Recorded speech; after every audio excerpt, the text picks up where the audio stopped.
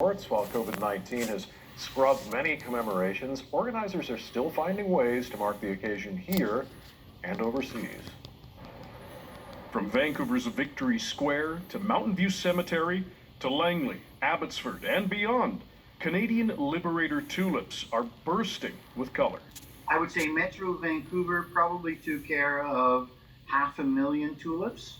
Carl Van Noort helped bring a mammoth amount of the Dutch tulips to Canada to help mark the 75th anniversary of the liberation of the Netherlands by Canadian forces in the Second World War. More than 7,600 Canadians were killed in the fighting. The Dutch Liberation 2020 Canadian Society had numerous events planned with legions and other groups in Canada. Bulbs were delivered to the graves of Canadian soldiers in Holland. But COVID-19 shut down many of those commemorations. Ceremonies were small and people kept their distance. But while those events were curtailed, organizers decided to reach out to those on the front lines of the fight against the disease. We have these wonderful flowers. We have this wonderful opportunity to provide these to first responders, and at the same time with these tulips, of course, bring attention and awareness.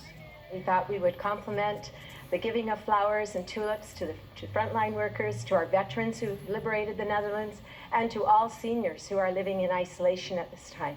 For Van Noort, whose parents survived the Nazi occupation in Holland, he hopes people will appreciate what liberation means. It reminds me that we've had darker moments in the past, and we've worked our way through these, and that liberation came for Holland.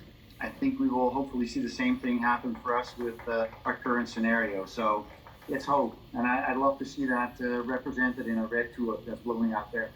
Dan Burrett, CBC News, Vancouver.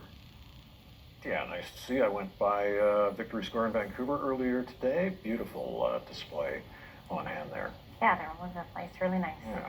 And just a reminder,